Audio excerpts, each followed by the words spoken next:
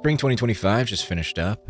I watched a bunch of shows. A lot of them were disappointing. So let's start with Lazarus. You guys remember Cowboy Bebop? Now that was a cool show. The aesthetic went hard, the fights were great, the characters all distinct and memorable. Whatever happens, happens. Remember that?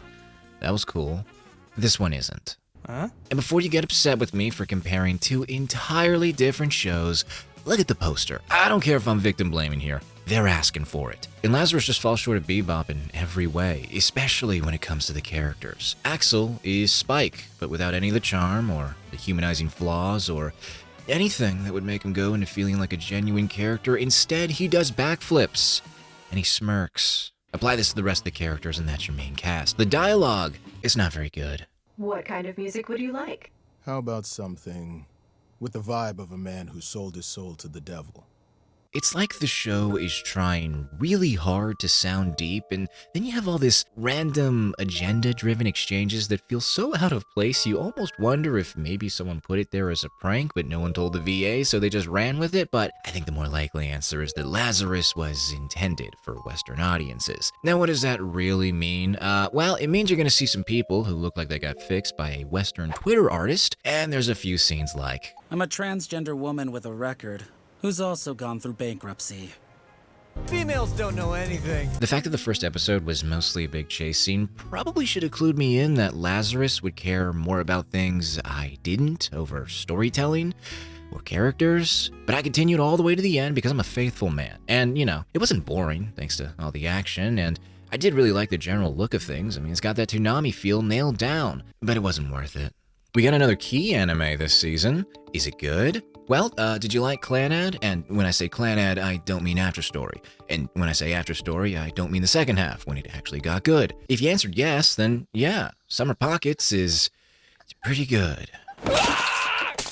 She's best girl, by the way. I did not watch Windbreaker Season 1, but I'm pretty sure Season 2 still has plenty of dudes beating each other off. Up. Oh, maybe I was right the first time. I did watch Fire Force Season 3, though. It was pretty mid. Speaking of, we actually got another Meet Hero Academia. But the twist is, it's actually not half bad. What? I was pretty happy with how this one looked. The shading is great, the fights had some weight to them, and yeah, I feel like they leaned a little bit more into the comic book aesthetic than before too. And the narrative was on the strong side as well. Pretty great start to this side story, and I'm very curious to see how Season 2 will be. The only thing I disliked about Vigilantes is some of the fan service, and no, I don't mean the horny kind. I'm talking about how it brought back some familiar faces and reincorporated them into this story. Does anyone really think that Stain's nose origin was linked to a run-in with a random vigilante that was never mentioned in the main show? I doubt it. But if we really want to talk about shows with fan service problems, we should probably talk about Gundam. Gundam GQuuuuux is essentially an alternate history version of the original series that follows Tomato-chan and her tall friend, who both have a crush on the same sensitive young man, and this leads to a lot of problems for all of reality, potentially. And Char's there too, of course, and the old Gundam, and the Zabbies, and the Titan guy, and a bunch of other links to the old stuff. Now, I'm a little conflicted on how I feel about this. On the one hand, I do kind of view it as a weaponization of nostalgia, key jingling in its truest form. Now, it's not quite modern Star Wars glup shitto, but it's not that far off either. But on the other hand, I won't lie to you, I was soy-facing at every reference I recognize, so maybe I'm part of the problem. Now, I don't think it's fair to claim that the show would be nothing without all the fan service. I thought the way that they had Tomato-chan interact with all these different older women to get her to learn about life and mature was kinda neat. But yeah, I was mostly watching this one for the legacy characters, and because Anno was involved. I'm really glad that the rebuilds are finally done, because now Studio Kara can actually work on other shows, and if this is the kind of stuff they're gonna be able to put out, I'm happy. This show is really pretty. Yeah, I mean, I wasn't crazy about the CGI, and anytime the mechs were 2D, they looked infinitely better, but there's still way more good than bad here, visually at least. If you're wondering about whether I consider this a good Gundam or a bad Gundam, I don't know. I doubt I'm even the best judge for that. All I can say is that GQ really made me want to rewatch the early UC stuff again, and I already rewatch War in the Pocket every Christmas. But now, do I feel a need to rewatch this one?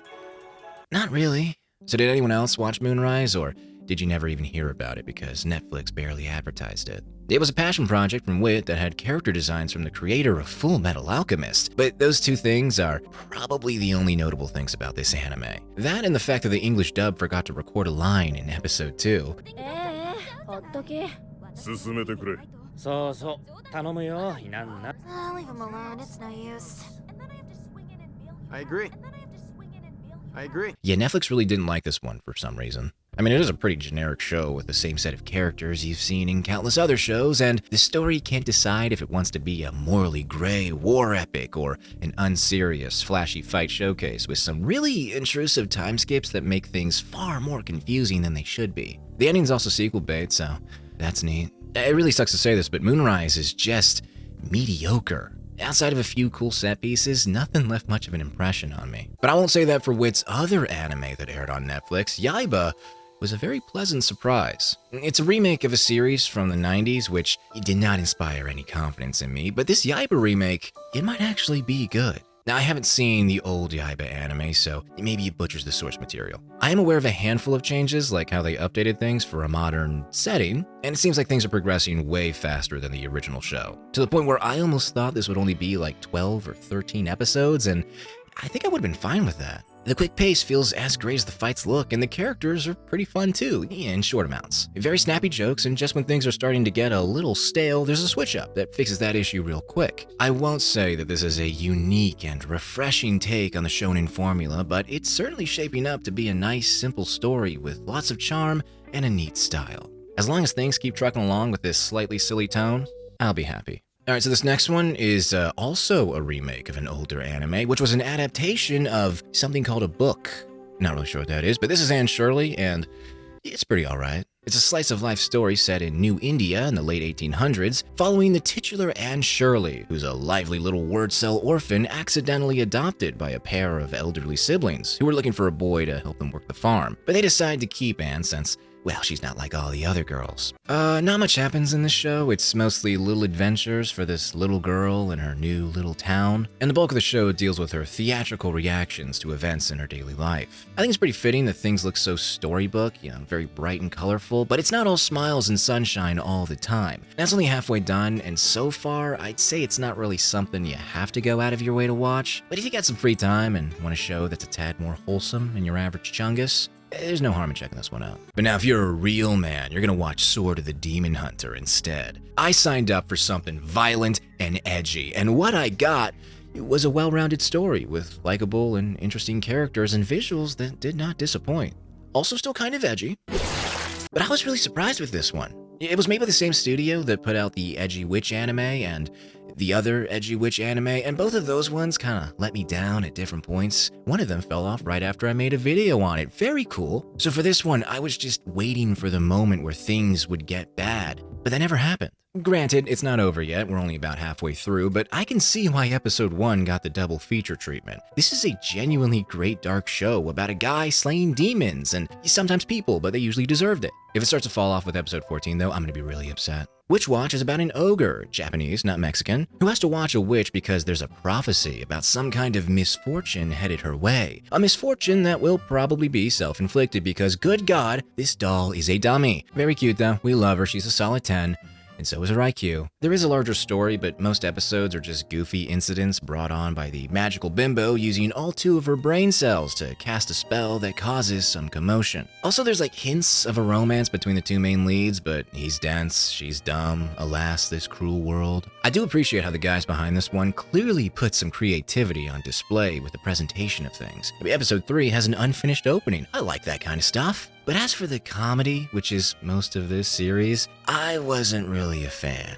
Yeah, it does that thing where it delivers the funny and then has another character have a funny reaction and then explains why that reaction is funny, and I don't really find that funny. I gave it 4 episodes and then gave it up. But comedy is subjective. Most people seem to like it, so it could be up your alley. I just happen to be more of a fan of dark humor though, and well, there wasn't nearly enough slurs to keep me entertained. But speaking of dark humor, a ninja and an assassin under one roof has a lot of cute girls murdering other cute girls. That's basically the show.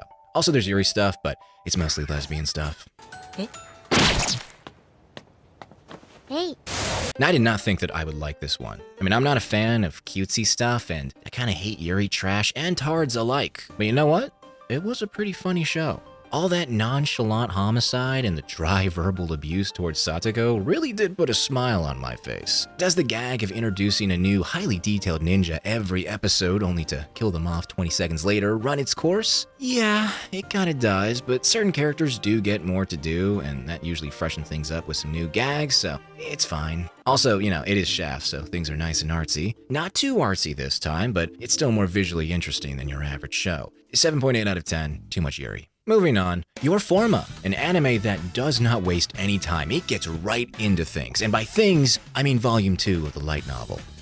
It skipped over the entire first volume of the light novel. Now, I don't know if the first volume sucked, or if these guys thought it would just be in line with a detective story to keep all the events and character introductions a mystery, but the result is kind of the same. That first episode is really confusing and jarring. But if you stick with it, it's not that hard to figure out the important stuff. Although occasionally characters will still reference events or name drop people you've never heard of and expect you to follow, which is kind of annoying.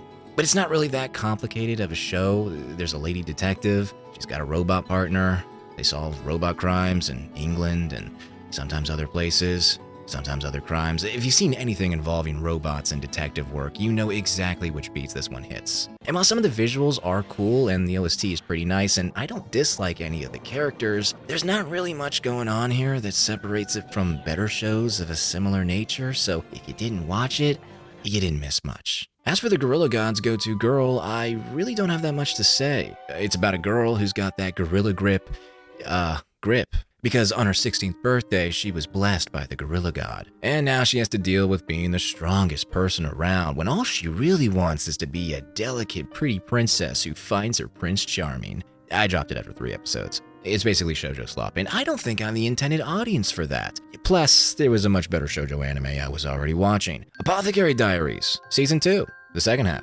still peak.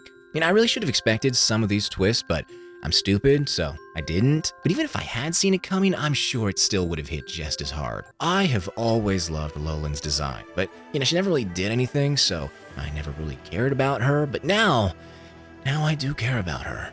Although I do kind of wish that the ending to this arc was a little more tragic, but it's still a good season all in all, and it did pretty much everything that I wanted it to. Granted, it didn't go as far with the Mao Mao romance as I would have liked, but the big things were covered and some progress was made on the love quest. So I'm just gonna be sitting here cultivating my Tao, waiting for season 3.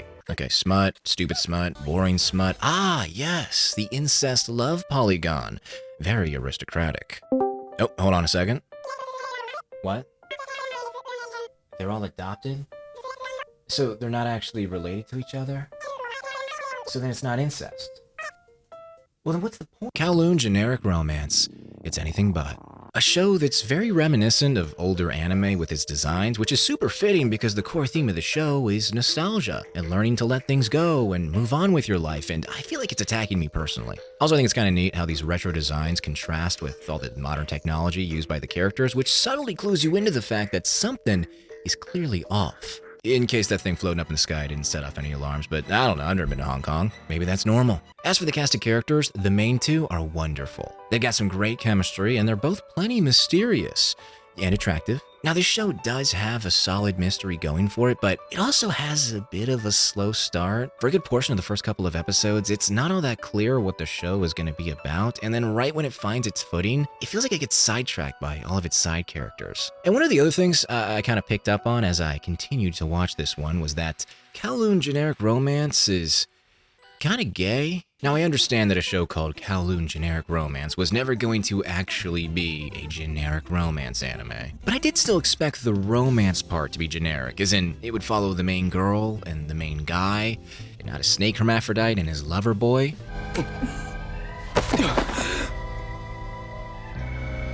I kind of dropped this one halfway through. Not just because of that, okay? Please, I'm a very tolerant person. I hate women. Now, honestly though, it was mostly because I was just getting tired of the show spinning its wheels. But then one of my buddies, a plan truster through and through, told me that the very next episode got back on track and even started to answer some of the questions that I had had since the beginning, so I should keep going with it because, I'd like it. And he was right, for the most part. I wasn't too crazy about the ending, but as far as anime original endings go, it was alright. All the stuff I cared about mostly got wrapped up, so I won't complain too much. But I will complain about this next one. From Old Country Bumpkin to Master Swordsman had a pretty decent start. You got this old dude who looks like and has a name similar to Rudius Grey Rat of Mushoku Tensei, but this guy is a true cell who appears to be in his mid to late 20s. The story is that he runs a sword dojo out in the sticks until he's asked to go to the capital to be a special instructor and maybe find a wife. And you'd think this show would mostly be about the latter part, especially given the makeup of the cast, but it kind of abandons that after the first couple of episodes and then just becomes a pretty generic fantasy anime, evil church and all. It's a shame that the show wanted to focus more on the fights because they're not really that good. Some of them are, but I'm not the biggest fan of how they try to blend the CGI with the 2D animation. Occasionally it looks alright, but most of the times it just kind of looks off. And to a lesser extent, the approach to character design for most of these people kind of irks me too. The dudes all look basic, while the girls are all walking figurines, dressed in a way that always seems counter to their station or the setting. Do you guys think it was the lady knight who figured out a way to show off her thong while still wearing pants? Or was that the head of the order? Like, none of this really matters. It's a whatever show. Which is exactly what Catch Me at the Ballpark should have been, but I kind of liked it. It's just a dumb show about beer and baseball, and I don't even like either of those things that much. But I do now. Alright, jokes aside, this anime is mostly a series of shorts stitched together involving a handful of characters at a baseball stadium. That includes the players, the vendors, the customers, and the one you came here for. Thank you, beautiful girl.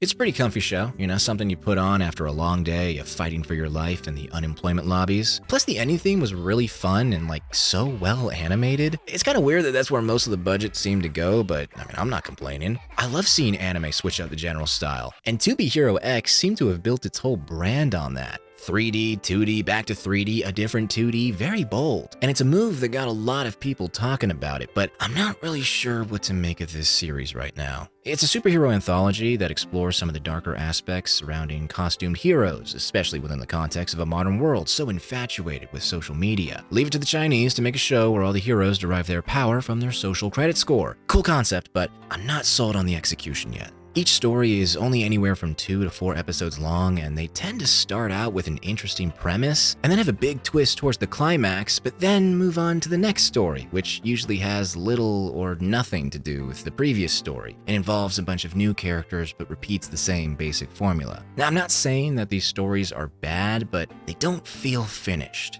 And the show isn't either, so I'm gonna reserve my final judgment until I see how everything comes together. Shoshimin, How to Become Ordinary Season 2.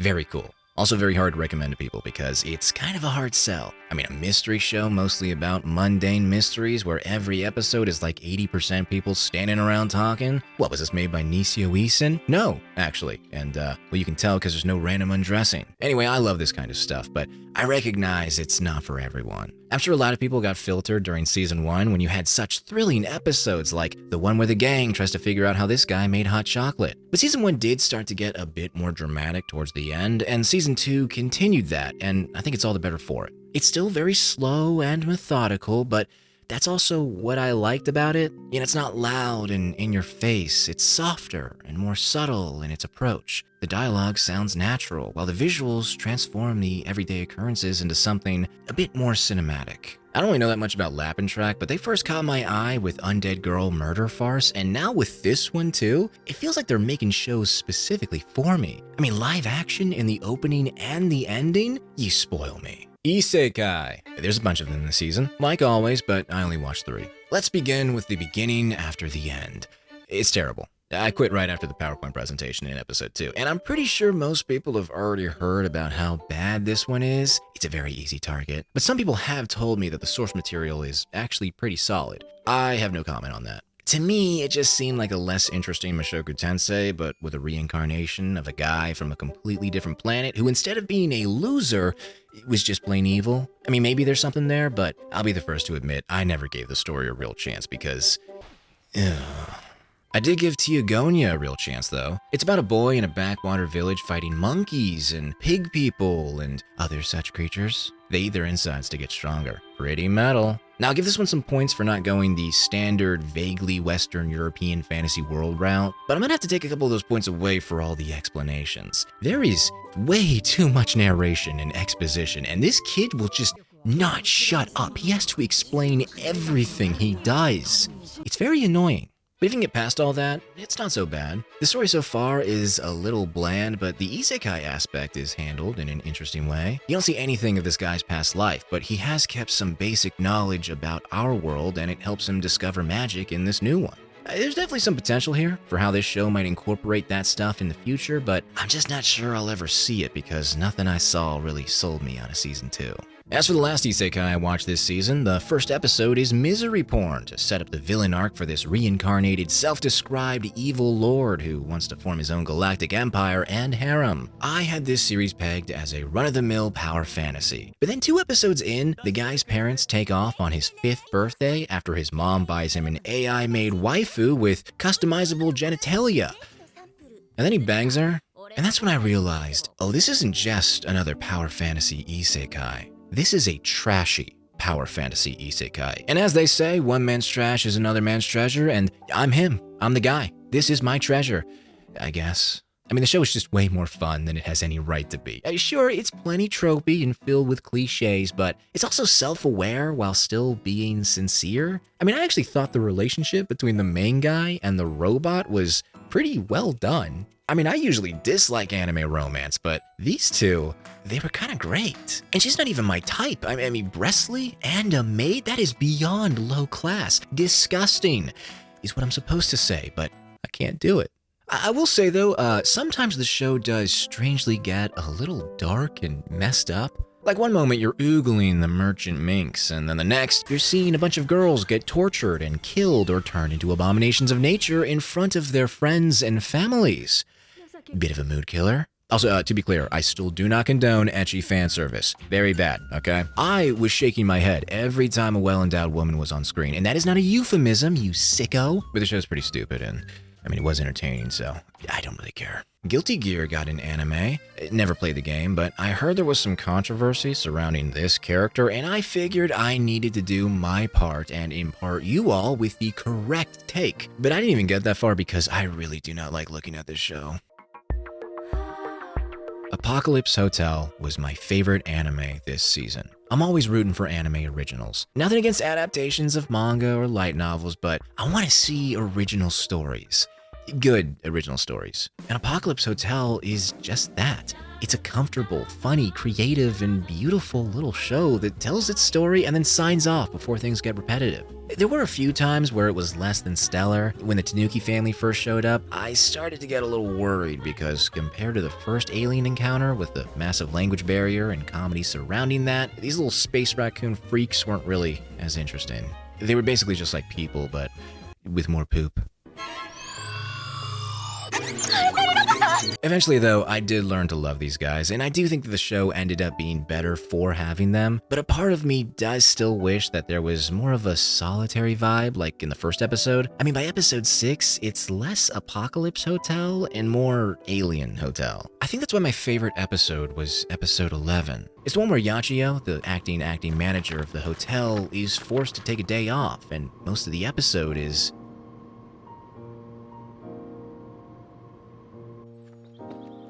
it's nothing. It's just a quiet montage of this robot walking around reflecting on the transient nature of life and appreciating everything that she has. There's barely any dialogue and it's beautiful.